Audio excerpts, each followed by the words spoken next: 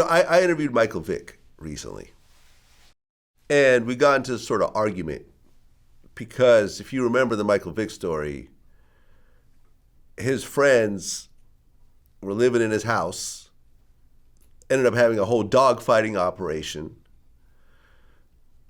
and he got wrapped up in that. He ends up going to jail, losing his deal, going bankrupt.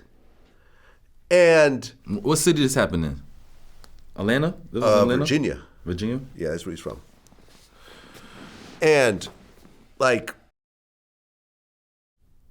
I asked him whether he feels like having his friends around and giving his friends money was a detriment, and he said no. He said, if you find a $20 million bag of money in the back room, what, you wouldn't split it with your friends? And I'm like, but you didn't find that money. You earned that money. And you lost so much. I mean, he luckily was able to come back and slowly get back to the top. But Vlad, let me explain something to America, bro. But I can't. Man. As black people, we are playing from behind. We all know everything we had to go through as black people. Yes, it's in our DNA that we will give that money away. It's in our DNA. Because we can't survive, we can't get from here to here without help. Most black people. So when you here, you gonna help. You gonna give. Somebody's gonna need. So the friends and giving a friend, like, I don't pay that no attention, bro. When you see an NBA player, yeah, have your friends do that. That's what it is. You're in a unique situation. You're not in the same situation everybody's in. That's just how I feel. If you got friends, do for them. If they do for you, help them. But all of that, I did it myself, that ain't gonna get you nowhere, bro. So you actually agree with that mentality? Give me the money, man. I don't really care about it like that. Okay. I don't really care about it like that because we're not in position to care about it like that. Yes, somebody that I know is gonna need help, 1,000%. Right. I mean, Iverson is in the same boat. We talked about this because they came from the same place. Iverson had these huge entourages, and ultimately he ran into financial problems. Andre Rison, same kind of thing. Some people that grow up, right, they got huge entourage with no money, right? When they 20, they run around with all their friends. Nobody got no money. Nobody's famous. When they 40, they not friends no more. That's what happens. Yeah. Don't make it because, they're around each other, he's a basketball player, and now, no, it's like a false narrative that goes. Like, I come from the projects, the building, like, everybody coming from buildings. We all on the same floor. Like, we all throw our trash and saying, our kids go to school, this, like, you can't have that mentality of, like, that shit ain't gonna do nothing, you gonna look like fucking a clown. It ain't gonna do nothing. It ain't gonna. Unless you gonna make some real money and you could really go do something like, you feel me? Stop it. Pass that bread. Right. But to be fair, when you look at, for example, the LeBrons, he kept a core group of friends around, but he sent them to school, and he made sure that they actually all earned their keep. You know what I'm saying? Or nigga say he sent them to school. No, he did. Didn't he send them like business school and stuff like that? I don't fucking know. I don't know. That's what I heard. Take care of your friends for sure, bro. Especially if you got it. Like, take care. Don't let people be like, you got them guys around you. Like, what are they doing? They ain't doing shit. They lucky because they my friend. That's just how the world works sometimes, bro. Well, I interviewed Tim Donaghy, the NBA ref. Shout out to Tim Donaghy. You know him? No, but shout out to him cheating the NBA. So Tim went to jail for betting on his own games. But what he said, which was interesting, and most people I talked to actually agreed with this, was that he said from the very top, he would always have conversations where they would tell him, leave the superstar players alone. Don't call too many fouls on them. All these people sitting on the floor seats, they didn't come here to see Kobe sit on the bench. They came here to watch him play. So don't keep fouling out these big star players. I believe that. So you've seen that on the court. I told you that they knew to take the aggressiveness out of me. That's what they did to me. Facts. Soon Sebastian get a little excited, tech him. That's what they did to me. Fuck the refs, nigga. That's what they did to me, and that had to come from the top, right? Because I'm playing and I couldn't even say nothing. One time, just like towards my career, I took the ball. I went boom. I'm playing in Brooklyn, in my hometown. Mm-hmm. Took the ball and go boom. Nigga, tech me. I turned around, I wanted to punch him in his fucking face. Yeah, one of them refs need to get punched in the fucking face. Y'all cheating, ain't nothing happened. Y'all cheated somebody that's somewhere in a bad spot right now because of that. Last time somebody, let me, go ahead, man. Yeah, they cheated and they came in the locker room and they said that we couldn't say nothing about it unless they was gonna fine us because they protecting their brand. Right. And he can't be the only one cheating. No, and he said the way that he was winning all these bets, because it was based on the spreads, right? Is that he knew coming into a game which refs didn't like which players and knew that they would go harder. I don't like none of them. I don't like none of them refs. Huh. I don't like none of them. Yeah. Not personally, none of that. Yeah, I mean, I interviewed Smush Parker. He's actually trying to become an NBA ref. Good. And it's happened a couple of times, but not that often. Yep. A couple of guys played. It would be good to have, I mean, when you think about it, why don't you have more ex-NBA players be refs? They obviously know the game. Ask them, what do they do with the tech money? That's the question we're trying to figure out. Oh, all the fines. Yeah. Where does that go? Where does that go? We want to figure out where does the tech money go. Cheating ass ref. I don't like that. That's crazy. Yeah. Dwight Howard. He's going, well, I think the lawsuit's been dropped.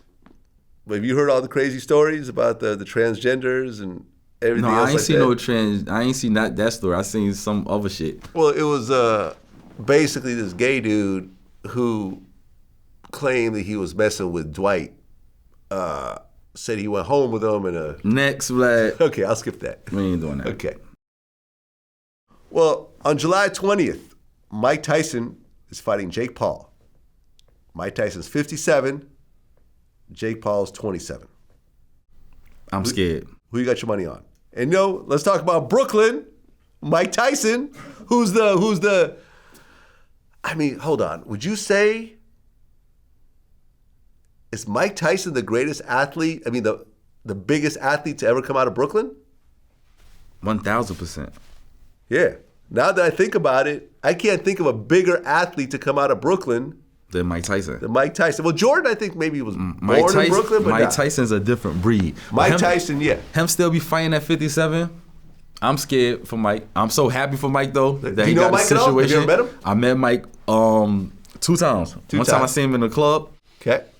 And when he noticed me, that I noticed him, I'm like, oh shit, that's Mike. And I'm walking to him and shit. He walked towards me and he was like, oh, that's your wife? I was like, yeah. He's like, that's good, man. Keep your wife with you. Keep your wife. You go to the club, keep your wife with you. I was like, I always remembered that. I was like, oh shit. But Mike is the man.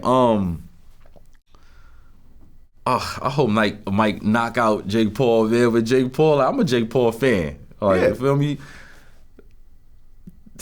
That's gonna be interesting. That's very entertaining. They smart, I'll tell you that. Oh, I'm sure it's a huge bag for everybody. And are they serious though? That's my question. Oh, they're serious. Oh, Mike Tyson stopped doing his podcast. He's training his ass off right now. Who you got your money on? Because I got. Well, I'll put it like this. I was a little bit undecided, but I interviewed my man Michael Jai White, the actor, who's a martial artist as well. Yes. And when he told me Mike Tyson, skill-wise, is just going to obliterate him, I tend to agree with, Michael's like, I go to the experts. And when the experts tell me what they know, because he actually spars with people. He played Mike Tyson, remember in the movie? With this dude, Jake Paul getting better. Jake Paul's getting better. He's strong. He's getting big. Better. He's tall. He's got the confidence. He's not afraid. But you really getting in the ring with Mike Tyson? See, and that's what I think is the biggest hurdle, is to get over the mental primal fear of, also. Yeah. Mike is different. You see his little sparring clips? Yeah, he is hard. You don't want Mike coming at you, bro. Yeah. That's going to be interesting. Right, because I remember I interviewed Evander Holyfield. And what he said was that Mike had won a lot of fights because people were scared of him. For sure. And once he knows that, he just goes in. But he was like, I had to show Mike that I wasn't scared of him, and he wasn't. Facts. And I had to throw him around the ring and show that I wasn't scared. And once Mike realized, okay, this guy's not scared of me, it becomes a very different fight. And this is why, he won both times. That's still the best era. That's still the best era in boxing. That is the best right era. You're right. That's still That's the best era. You would not understand. You seen Summer Floyd at the end, like the middle end, but that era right there. Because the heavyweight class is always going to be different than middleweight, whatever else, because that's when the real damage happens and the spectacular knockouts and everything else like that. That was a great time. Yeah, I mean, Mayweather, listen, you could say that Mayweather's the best fighter of all time. He's got the best record, but a lot of his fights are boring. Let's just, he wins by points. Every so often he'll knock a dude out, but you watch these Tyson fights, he was knocking out everybody. Floyd fights don't be boring to me. I'll be enjoying. You enjoy it? Watching him dip everything, hit him on a button. Bing! Okay, but what do you enjoy more?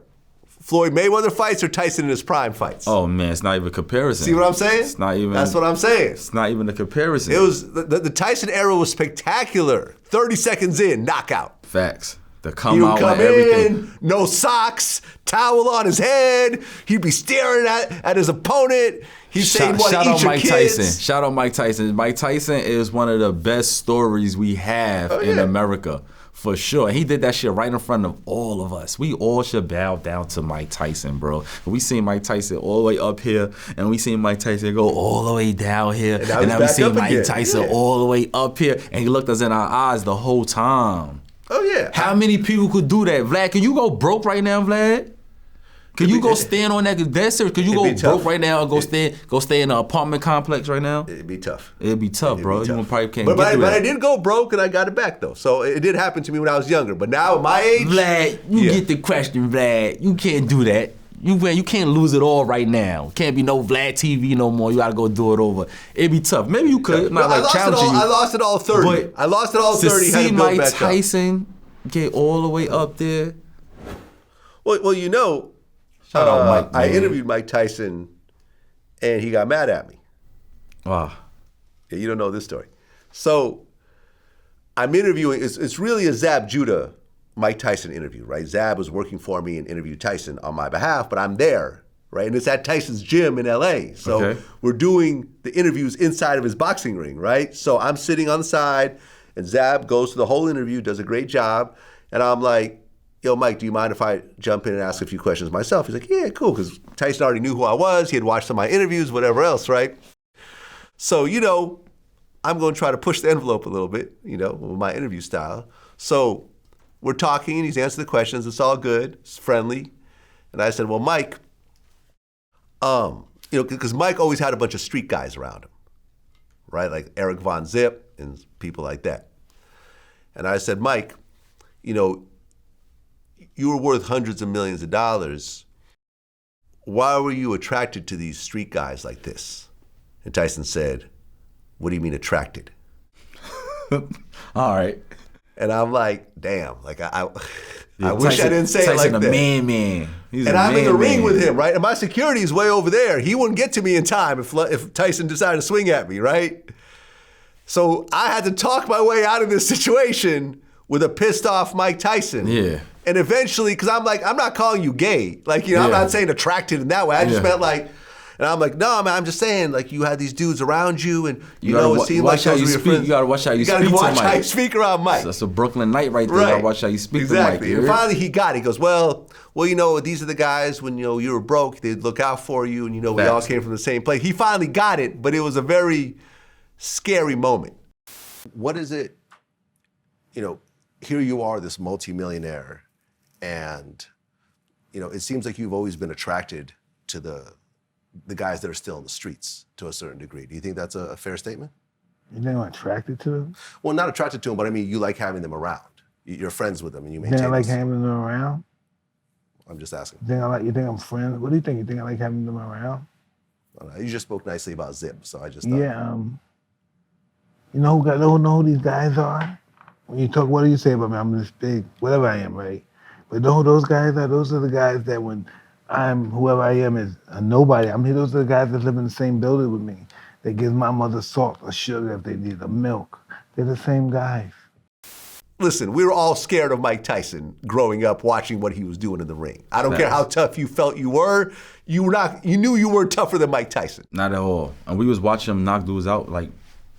Remember, like them for like 15 seconds, like ding ding. Yeah. Boop, boop. Did you ever see what Mitch Green looked like after that street fight? That's the best. That's one of the best stories that he told with the Mitch Green dude at Dapper Dan store. That's what's up. Oh yeah, didn't Mitch Green like grab his pockets or some shit like that? Like do something real wild and disrespectful? He broke the mirror off the Bentley. Mike said Bentley 300,000, so the mirror got to be 30. That shit had me in tears, bro. So Mike Tyson was able to stop because I know he takes the shrooms and he smokes weed, so like he was able to stop that to train. Mm-hmm. Okay, we'll see. Yeah.